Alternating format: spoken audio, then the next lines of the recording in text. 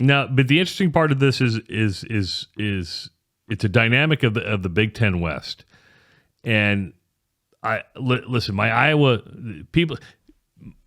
buddies can get mad at me for saying this. The Big Ten West is so bad that anybody can win this thing. I'm telling you right now. And if you look at Nebraska's schedule, the way it's setting up, Nebraska's not a good football team. Nobody. Let me preface this by saying nobody in the West is a good football team. Nobody. There's not a good football team in the West. Yeah, Nebraska's particularly not very good. But Nebraska could win this based on its schedule. At Rutgers, at Purdue, Illinois at home, Minnesota at home. The only guaranteed loss to me on the schedule here is at Michigan. Michigan's pretty good.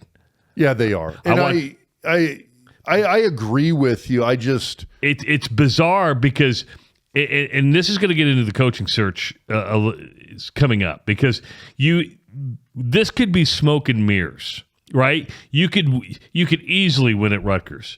You could win at Purdue. I don't think you win at Purdue, but you could win at Purdue. They've kind of had Nebraska's number. Illinois destroyed Wisconsin at Wisconsin yesterday. Minnesota lost to Purdue yesterday. Indiana should have beat – well, I'm sorry. Illinois should have beat Indiana and managed to lose to them. Minnesota, with Ibrahim, is a really good football team. Without Ibrahim, who didn't play yesterday. Do you know what the injury was? I don't. Okay. And I can try to find it as we're talking here. Michigan looked good yesterday. Their offensive line, big. Defense did a really good job against Iowa. But Iowa's offense is horrible. Defense is decent. But Michigan was able to run the football effectively on Iowa, which meant, to me, Iowa's defense isn't elite. It's good. It's just not elite. Wisconsin, we had Scott Spreitzer throw out there on Behind the Point Spread last Wednesday, said, hey, when Paul Chryst gets fired, we were both like, whoa, dropping a bomb. Wait a minute. And now I'm like, oh, he might be right. Something. He might be right.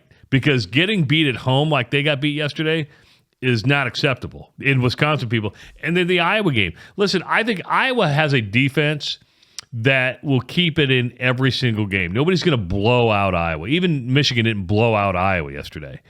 But that's a winnable game. I'm not going to sit there and go, oh, Iowa's guaranteed to beat Nebraska. Every game on there, with the exception of Michigan, is a winnable game. Every one of them. Yeah, there's no guaranteed other than Michigan. There's no quote unquote guaranteed losses. I agree with you there, which is kind of interesting because usually we talk about, hey, who are we going to win against? We've got no guaranteed wins, but no guarantee, and only one guaranteed loss. Yeah, but I agree with you. That's the only guaranteed loss on the schedule is that Michigan game. Now, which is great because you want to win a conference, you want to win a division, you want to get to the Big Ten title game. You're going to get your ass kicked by either Ohio State or Michigan. I mean, you're going to get drilled. You really think Nebraska's got a shot to go to? I do, and I listen. I think I snickered at the Omaha World Herald that threw it out there last week. I'm like, huh. But then you start, once Minnesota got beat by Purdue, and you start going, well, hell. And then you look at the schedule up and down the whole West Division. Wisconsin gets pounded at home. You're like, nobody in the West is good. Well, then maybe Nebraska is one of these sort of wounded animal teams that they can latch on with what they've got with Mickey, and maybe if Whipple kind of keeps developing this offense a little bit. The long ball was fun. I mean, that Trey Palmer had that 70-yard touchdown. Yeah. If they can be one of those teams that can kind of keep opponents on their heels a little bit with those types of plays, they got a chance to be in any game, I think. Ibrahim is out with an injured ankle. He has 567 yards in 4 games. The dude's a player. Oh, the guy's amazing. That Achilles injury, though, was a little scary because that's one of those things where it's kind of one of those freak injuries that nobody has to touch you and you can still get hurt. He has another one of those, and he's out for the year again. But God, yeah, he's an incredible player. That's a true game changer. Now, Husker fans are interesting because, and this is an interesting season.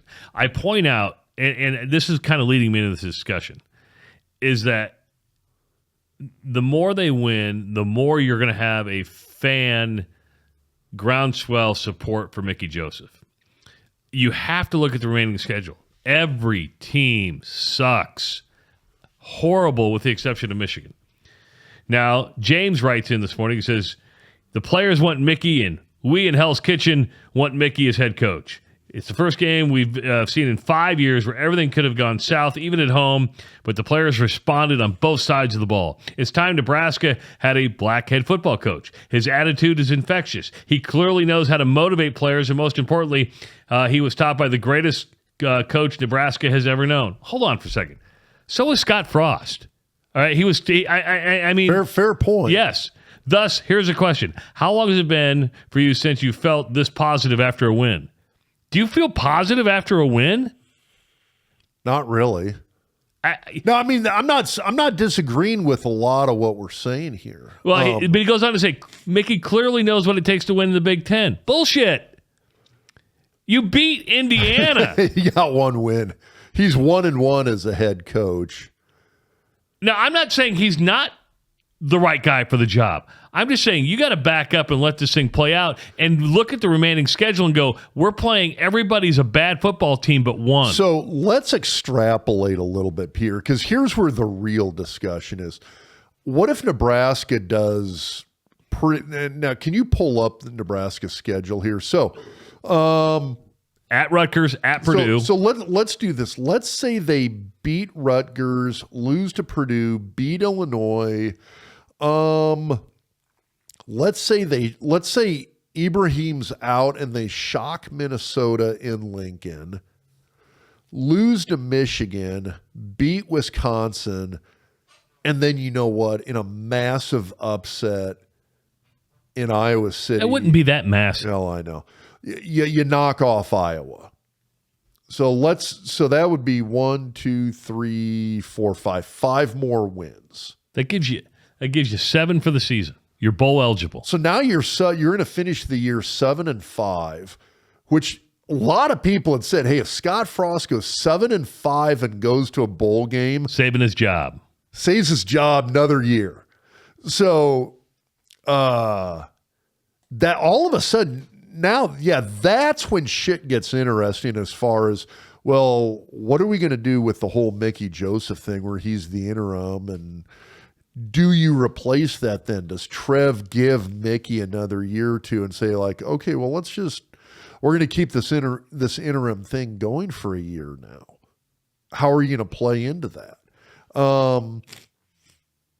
Yeah, that's when things get interesting to me. Now, I mean, even 6-6, if they go 6-6 again, I'm going to sit back and go like, okay, well, that's still kind of interesting because 6-6, odds are they go 6-6, they're going to get a bowl invite. I mean, it might be absolutely. It might be to a Foster Farms equivalent again. I mean, go to the Bahamas Bowl or something like that. Yeah, but it's a fucking bowl game. Sorry, Dave. And that again, there was a lot of talk that, hey, Scott goes 6-6 and goes to a bowl game. We should keep him. We should keep Scott in place. So that's where it gets interesting, is if you have something like that. Now, if Nebraska finishes 4-8, even 5-7, I think it gets hard to point at Mickey and say, hey, we're going to hold on to you. Now, I don't say that in the sense of downgrading Mickey. Coming into this situation, almost anything he does to stave off a complete and utter meltdown on both sides of the ball, in my mind, that's a win, and he went above and beyond. He goes, he likes the way Mickey holds players accountable. I think we have our next head coach. He just needs time. You've said that about everybody that's been there over the course of time, is they need time. Listen, I'm not saying he's not the right guy for the job. He does seem to have a better relationship with players, and there is something about the rawness. But again, never been a head coach before. But yeah, and the sample size here is incredibly small. You've got, I'm willing to throw out the Oklahoma game. Scott had just been fired. You got a game of the week later. I'm not saying Oklahoma's good. They've looked ugly the last couple of weeks, but they've got some amazing athletes. And I don't think the Oklahoma that we've seen the last 2 weeks is the Oklahoma we're going to see long-term going forward. I think that's still a pretty darn good program with some decent coaches. So I'm willing to throw that game out. That leaves us, we got a sample size of 1. That's it. Yes. There's no way you make a decision off of that. When we're talking about the fact that I think it's going to be difficult to make a decision based off of one season with Mickey as the interim head coach. I mean, like I said, he takes us all the way through the end of the year. It's going to be hard to evaluate that because, I mean, again, those circumstances are difficult.